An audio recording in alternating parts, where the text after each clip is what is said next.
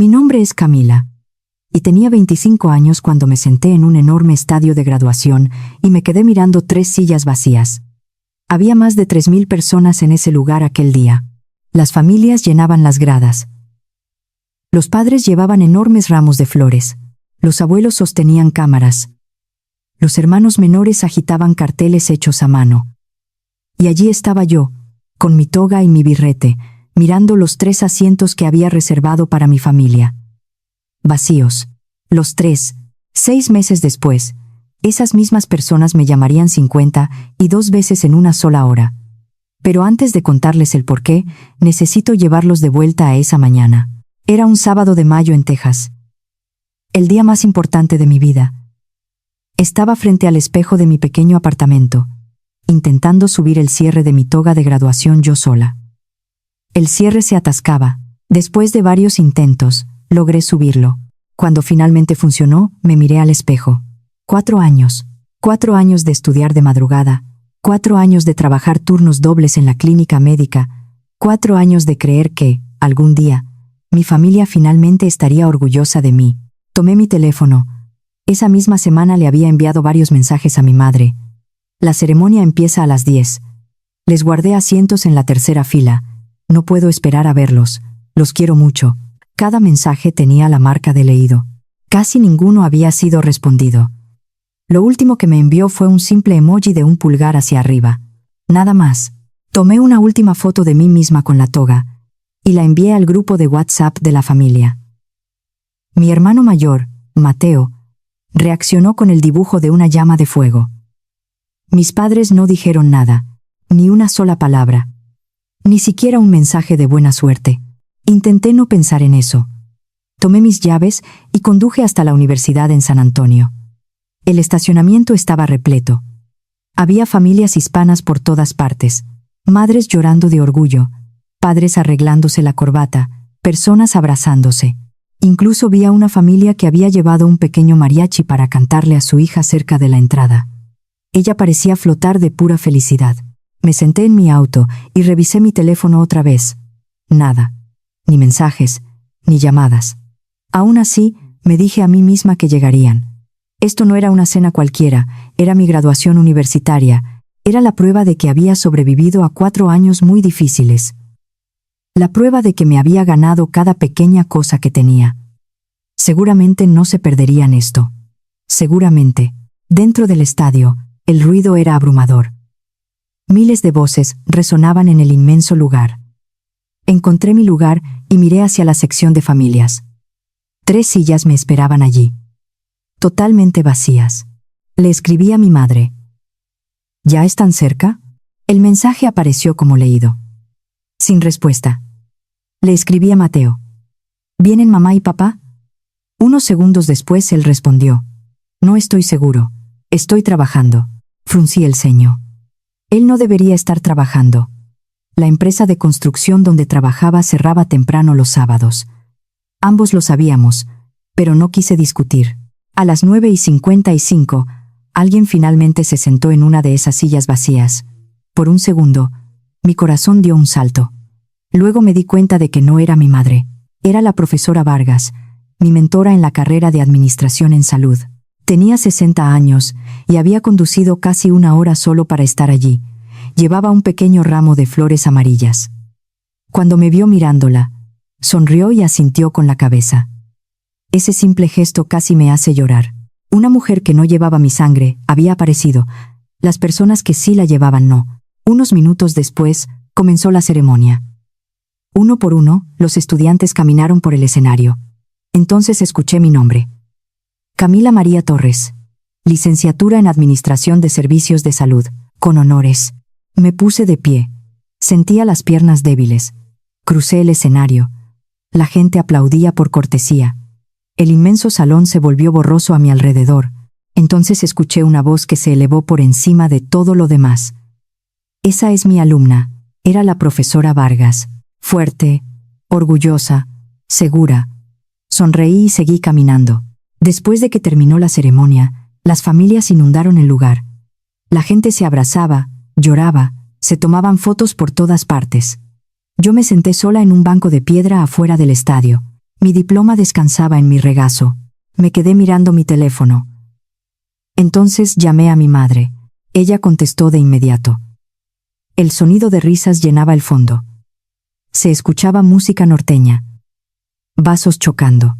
Gente hablando fuerte. «Hola, mija», dijo alegremente. «Estamos celebrando el nuevo ascenso de Mateo». Me quedé helada. «Mamá», dije en voz baja.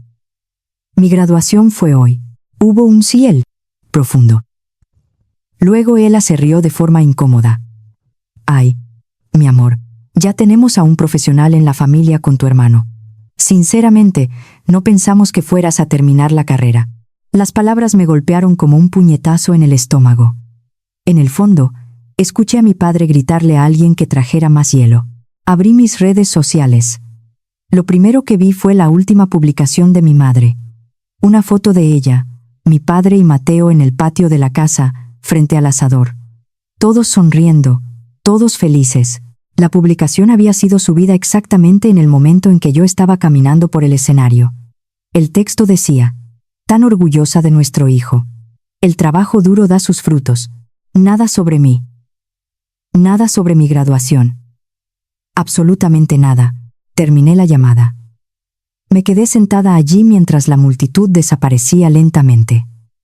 La profesora Vargas dejó las flores en mi auto con una nota escrita a mano. El primero de muchos logros. Me quedé mirando esas palabras durante mucho tiempo. Luego conduje a casa. Esa fue la última vez que llamé a mi madre en 6 meses. No porque estuviera enojada, sino porque finalmente entendí algo. Había pasado años esperando la aprobación de personas que ya habían tomado su decisión. Para entender por qué ese día dolió tanto, necesitan saber lo que ocurrió antes. En mi familia, Mateo era el rey, el hijo varón, el niño de oro. Cuando yo tenía 18 años, me gradué de la preparatoria con calificaciones excelentes. Gané una beca parcial para la universidad estatal. Estaba emocionada. Llevé la carta de aceptación a casa y la puse sobre la mesa de la cocina. Mi madre la leyó. Luego la dejó a un lado. «No podemos pagar la universidad», dijo. «Además, seguro te casas pronto y dejas de estudiar». Ese mismo mes, mi padre compró una camioneta nueva para Mateo. Una enorme, brillante, costosa, más dinero del que yo había visto en toda mi vida. Mateo acababa de conseguir un trabajo básico, supervisando obras con un amigo de mi padre. Mis padres le entregaron las llaves mientras mi madre tomaba fotos. Todos celebraron. Yo me quedé en la entrada y observé. Miles de dólares para una camioneta. Nada para mi educación. Subí a mi habitación sin decir una palabra. Esa misma noche, comencé a buscar trabajo. Durante 2 años, trabajé como recepcionista en una clínica. Turnos de mañana, turnos de noche, turnos en días festivos. Cada dólar extra iba a mis ahorros. Mientras Mateo conducía por la ciudad en su camioneta nueva, yo tomaba el autobús bajo la lluvia. Mientras mis padres lo ayudaban a él, yo me ayudaba a mí misma. Eventualmente, ahorré suficiente dinero para comenzar la universidad. Pagué mis clases, mis libros, mi comida, mi alquiler, todo. Mis padres nunca pagaron un solo semestre, ni uno. Mi padre pasaba por la universidad cada semana por su trabajo. Nunca me visitó, ni una sola vez. 4 años, 0 visitas, solo hubo una llamada telefónica. Una. Todavía la recuerdo. Su nombre apareció en mi pantalla y mi corazón dio un salto. Pensé que tal vez finalmente llamaba para preguntar cómo estaba. En cambio, me dijo: «Oye, ¿conoces a un electricista cerca de tu campus?». Esa fue toda la razón de su llamada. Le di un número. Me dio las gracias. Luego colgó. 14 segundos. Lo cronometré porque había estado muy emocionada de ver su nombre. La universidad se convirtió en un acto de equilibrio. Mitad estudiante, mitad empleada. Trabajaba 30 horas a la semana en el archivo del hospital universitario. Estudiaba siempre que podía. Noches largas, madrugadas, fines de semana. Nunca dejé que mis calificaciones bajaran. Cada día festivo iba a casa con la esperanza de que las cosas fueran diferentes. Nunca lo fueron. Una Navidad, mi madre pasó casi 1 hora hablando sobre el nuevo sueldo de Mateo. Cuando mencioné que había entrado en la lista de honor del decano, Ella sonrió cortésmente. «Qué bueno, mija». Luego me pidió que le ayudara a servir la cena. Yo había llevado a casa un certificado de excelencia académica. Lo enmarqué yo misma. Lo dejé sobre la pequeña mesa de la sala. Al día siguiente, lo encontré en el suelo, junto al bote de basura. Nadie lo notó. A nadie le importó. Ese certificado se sentía como mi vida entera. Siempre fuera de la vista. Siempre cayendo en un lugar donde nadie miraba. La noche después de mi graduación, me senté sola en mi apartamento. Una foto familiar. Descansaba en mi mesa de noche. La tomé en mis manos. Mis padres estaban en el centro. Mateo estaba a su lado. Yo apenas era visible cerca del borde. Incluso en las fotografías, parecía una ocurrencia tardía. Un extra en la película de su familia. Pensé en todo lo que había pagado por mí misma. Cada clase, cada libro, cada comida, cada factura, todo. Luego pensé en esa fiesta, en las sillas vacías, en las palabras de mi madre: «Ya tenemos a un profesional en la familia». Durante años, había estado tratando de demostrar algo. Tratando de ganar amor. Tratando de ganar atención. Tratando de ganar un lugar en mi propia sangre. Esa noche, finalmente me detuve. Guardé la foto en un cajón. No porque los odiara, sino porque estaba cansada. Demasiado cansada. A la mañana siguiente, actualicé mi currículum y comencé a postularme para trabajos de administración hospitalaria. 15 solicitudes antes del almuerzo. 2 semanas después, mi madre me llamó. Se disculpó a medias por faltar a la graduación. Sugirió una cena familiar. Contra mi buen juicio, acepté. Una parte de mí todavía esperaba. Una parte de mí todavía creía. Tal vez esta vez sería diferente. Tal vez esta vez finalmente me verían.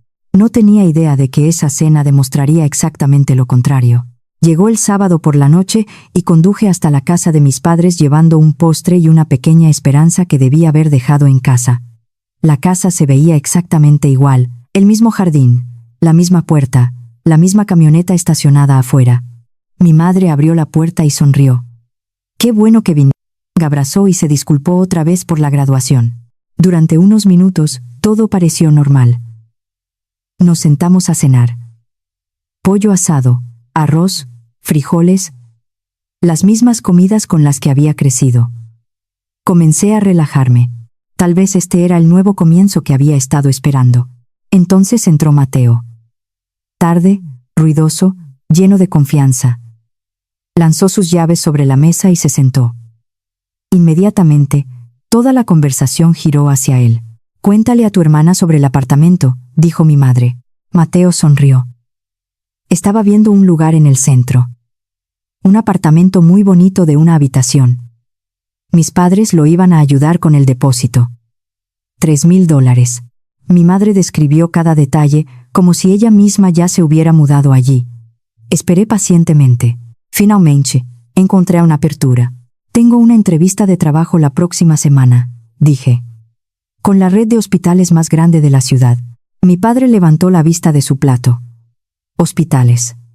Supongo que siempre necesitan a alguien en recepción». «Es para gestión financiera», aclaré. «Suena bien», dijo mi madre. Luego, se volvió inmediatamente hacia Mateo. «Entonces, ¿cuándo te mudas?» Eso fue todo. Toda la conversación. Me quedé callada el resto de la cena. Más tarde, mientras lavaba los platos, escuché a mi padre hablando con Mateo en la sala de estar. «Tu hermana cree que es demasiado buena para un trabajo normal. Seguro termina limpiando pasillos». Me quedé mirando el agua del fregadero. El agua seguía corriendo. No dije nada. Terminé de limpiar y conduje a casa. 2 días después, tuve mi entrevista. El lugar era imponente. La directora regional, la señora Elena Navarro, me entrevistó en persona. Me preguntó sobre mis calificaciones, mis metas, mi experiencia. Luego me hizo una última pregunta. ¿Por qué elegiste esta carrera? Había preparado una respuesta cuidadosa sobre la eficiencia y los sistemas. En cambio, dije la verdad. Porque los números y los resultados no tienen favoritos. Si trabajas duro, el resultado está ahí. No importa de dónde vengas ni quién sea tu familia. Me miró durante varios segundos. Luego, escribió algo en su cuaderno. La entrevista terminó. Me fui. Y por primera vez en mi vida, no llamé a mi madre después. Guardé el momento solo para mí. 3 días después, mi teléfono sonó. Era Recursos Humanos. Querían ofrecerme el puesto. Me dejé caer al suelo de mi cocina. El salario era más dinero del que jamás había ganado. Beneficios, seguro médico, un plan de retiro, una carrera real, un futuro real. Acepté de inmediato. La primera persona a la que llamé fue la profesora Vargas. La segunda fue mi mejor amiga, Sofía.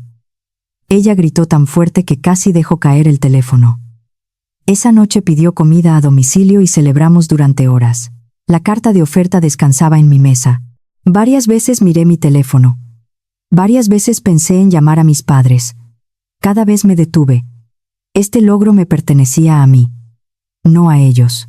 2 meses después, estaba prosperando en mi nuevo trabajo. Elena confiaba en mí para proyectos más grandes. Mi confianza creció. Mis ahorros también crecieron.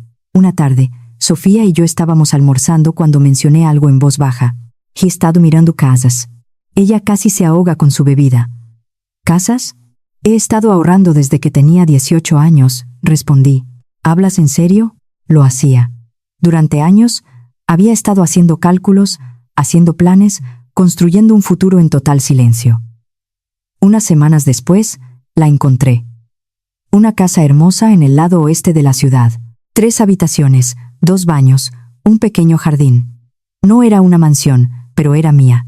La parte más irónica era que estaba ubicada en el mismo bulevar por donde mis padres pasaban todos los días para ir a sus trabajos. Pasaban por esa casa constantemente, y no tenían la más mínima idea. Antes de que llegara el día de firmar los papeles de la casa, llegó el cumpleaños de mi padre. Dudé si asistir. Eventualmente, decidí ir. Llevé un regalo. Cuando mi madre abrió la puerta, pareció sorprendida. Ah, viniste. No feliz, no emocionada. Solo sorprendida. La fiesta estaba llena. La familia extendida ocupaba todo el patio trasero. Había música, humo de carne asada y cerveza. Me senté junto a mi tía Rosa. Ella me apretó la mano cuando me vio. Es la única que siempre me miraba con cariño. Después de la comida, mi padre se puso de pie para dar unas palabras. Agradeció a todos por venir. Luego levantó su vaso. Y quiero decir lo orgulloso que estoy de Mateo. Se está convirtiendo en un verdadero líder en la compañía. Todos aplaudieron. Todos sonrieron. Mi padre nunca me mencionó. Ni una sola vez. Ni mi título, ni mi graduación, ni mi vida. Nada. Mi tía Rosa se inclinó hacia mí. Ni siquiera dijo tu nombre, susurró. Asentí lentamente. Entonces Mateo abrió la boca. Había estado bebiendo bastante. Mi papá me enseñó a ser un hombre de negocios, dijo en voz alta. La gente se rió. Luego me señaló con su cerveza. Mientras tanto, Camila se pasó 6 años aprendiendo a agendar citas médicas. Varias personas se rieron. No todos, pero lo suficientes. Mi madre sonrió. Mi padre soltó una carcajada. La humillación me invadió por un segundo. Dejé mi tenedor sobre el plato.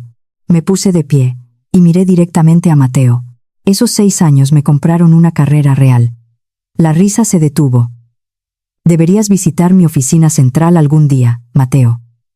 Tal vez aprenderías lo que es ganarse un puesto sin que tu papá te lo consiga. Silencio absoluto. La sonrisa de Mateo desapareció. Era solo una broma, murmuró.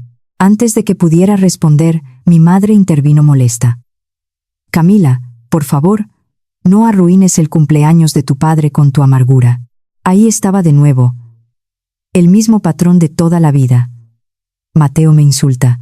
Yo respondo con calma, y yo me convierto en el problema. Asentí lentamente. Feliz cumpleaños, papá. Terminé mi bebida, tomé mi bolso y me fui. Durante el camino a casa, los recuerdos inundaron mi mente. Las sillas vacías en la graduación. La camioneta nueva. Los logros ignorados. El certificado en la basura. Las burlas. Las excusas.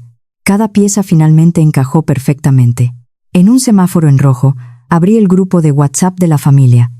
Escribí un solo mensaje. Necesito espacio. No asistiré a eventos familiares por un largo tiempo. Luego presioné enviar. La llamada de mi madre llegó casi de inmediato. Contesté.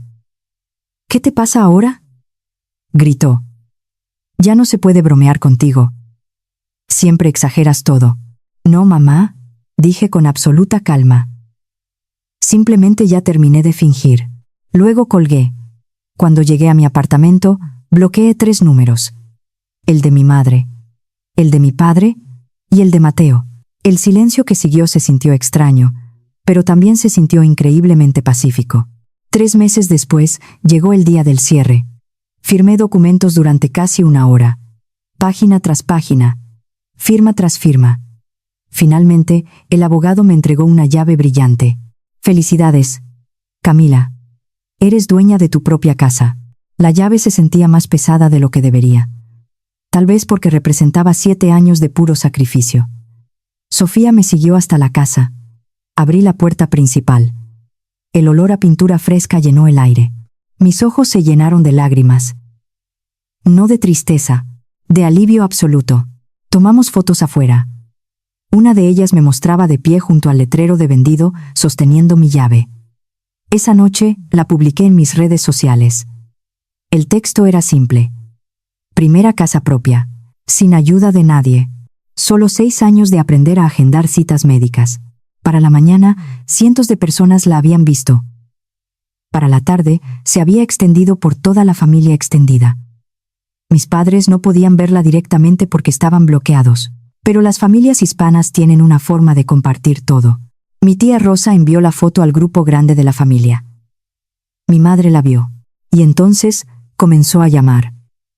Y a llamar. Y a llamar. 52 llamadas en una sola hora. Lo sé porque el registro de llamadas bloqueadas de mi teléfono guardó cada intento. Mi padre descubrió la verdad a la mañana siguiente. Conduciendo hacia su trabajo, pasó por mi nueva casa. Reconoció mi auto estacionado en la entrada. Se detuvo a un lado de la calle y se quedó mirando la casa durante 10 minutos completos. 52 llamadas. Años de silencio. Y de repente, les importaba. Pero lo que más me dolía no era su pánico repentino. Era saber lo diferente que podría haber sido todo. Una sola llamada el día de mi graduación. Una sincera felicitación. Un solo momento de orgullo. Eso era todo lo que siempre había querido. A la tarde siguiente, Mateo apareció en mi puerta. Se quedó mirando la fachada de la casa. «Lindo lugar», dijo en voz baja. «Gracias.